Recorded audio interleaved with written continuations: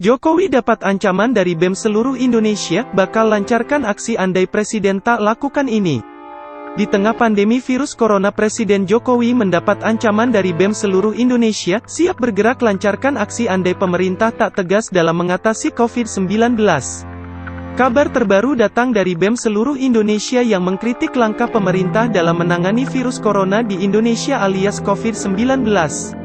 Pasalnya hingga Rabu tanggal 15 April jumlah kasus positif COVID-19 terus meningkat, kini menjadi nyaris 5.000 kasus. Hal itu lantas memunculkan keprihatinan dan kritik dari BEM seluruh Indonesia kepada Presiden Jokowi. Diketahui, BEM seluruh Indonesia mengirim surat terbuka kepada Presiden Joko Widodo, Senin tanggal 13 April tahun 2020. Dalam surat tersebut mereka menuntut pemerintah mengutamakan keselamatan nyawa rakyat dalam setiap pengambilan kebijakan terkait penanganan COVID-19. Surat yang ditandatangani Koordinator Pusat Aliansi BEM seluruh Indonesia Remi Hastian Putra Muhammad Puhi itu juga menyatakan mahasiswa akan bergerak bersama rakyat jika nyawa rakyat tak diutamakan dalam penanganan COVID-19. Jika keselamatan nyawa rakyat tidak diutamakan, kami siap bergerak bersama rakyat dan membersamai rakyat, tulis BEM seluruh Indonesia dalam surat terbuka itu. Mereka pun meminta pemerintah memberikan informasi secara terbuka kepada masyarakat. Hal itu berguna agar masyarakat memahami secara penuh bahwasannya kondisi negara dalam keadaan bencana nasional. Para mahasiswa juga meminta pemerintah mempersiapkan segala kebutuhan yang diperlukan tenaga medis dengan sebaik-baiknya. Sebabnya saat ini para tenaga medis merupakan pasukan utama di garda terdepan dalam melawan COVID-19. Mereka pun meminta pemerintah mengeluarkan kebijakan yang lebih tegas dalam menangani COVID-19. Menurut mereka, peraturan pemerintah PP No. 21 tahun 2020 kurang tegas dalam menangani COVID-19.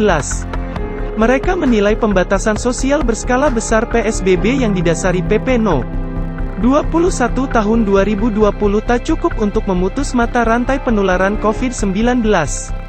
Sebab PSBB kurang bisa memutus pergerakan orang dari Jabodetabek selaku epicentrum COVID-19 ke daerah lain. Kami rasa, pemerintah membuat kebijakan ini didasari pemerintah tidak mempunyai biaya yang mencukupi untuk membiayai bahan pokok yang dibutuhkan masyarakat secara luas. Tidak dipungkiri, narasi setelah dari pemberlakuan PSBB jika dirasa tak efektif dan efisien, lanjut BEM seluruh Indonesia melalui surat tersebut. Kemudian, mereka meminta Presiden beserta para menteri dan jajarannya beserta DPR untuk fokus pada penanganan kasus COVID-19. Mereka meminta pemerintah dan DPR tak memanfaatkan kondisi ini untuk melancarkan kepentingan pribadi ataupun sebagian kelompok dengan meneruskan pembahasan RUU yang kontroversial di periode sebelumnya agar cepat disahkan dalam masa pandemi. Beberapa RUU kontroversial yang menurut para mahasiswa dirancang untuk memangkas regulasi pada periode ini, yaitu Omnibus Law RUU Cipta Kerja yang kini akan dibahas di Badan Legislasi Balek DPR. Mereka pun meminta Presiden Joko Widodo menginstruksikan menterinya menarik diri dari pembahasan Omnibus Law RUU Cipta Kerja bersama DPR. Jika Bapak tidak ingin disebut sebagai pemimpin boneka oleh rakyat Indonesia, sampaikan sikap dan ketegasan yang nyata kepada kita semua untuk membatalkan segala narasi pembahasan terhadap RUU yang bermasalah di kalangan masyarakat dan fokus pada pembahasan dan penanggulangan COVID-19 itu sendiri, lanjut BEM seluruh Indonesia.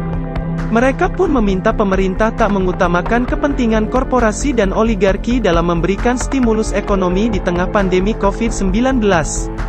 Para mahasiswa mengkritik pemerintah kebijakan ekonomi pemerintah di tengah pandemi yang melebarkan batas defisit anggaran 3% menjadi 5% dari produk domestik bruto PDB. Menurut mereka kebijakan tersebut akan menimbulkan permasalahan lain misalnya risiko dominasi kepemilikan asing pada surat utang pemerintah, pelemahan nilai tukar rupiah, hingga yang paling berbahaya penambahan utang luar negeri Indonesia. Mereka pun menyayangkan Perpu Nomor 1 Tahun 2020 Pasal 27 Ayat 1 yang disebutkan bahwa kebijakan penyelamatan terkait krisis bukan merupakan kerugian negara. Bagaimana mungkin anggaran dari APBN dan SUN kemudian ketika terjadi permasalahan kemudian pemerintah bilang bukan kerugian negara? BPK artinya tidak bisa melakukan audit, lanjut mereka.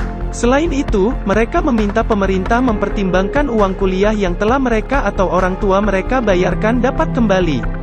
Sebabnya, banyak di antara mereka mengatakan tidak merasakan secara langsung uang pembayaran kuliah berupa fasilitas seperti kelas, kursi, bangku, papan tulis, alat lab, ruang lab, dan sebagainya.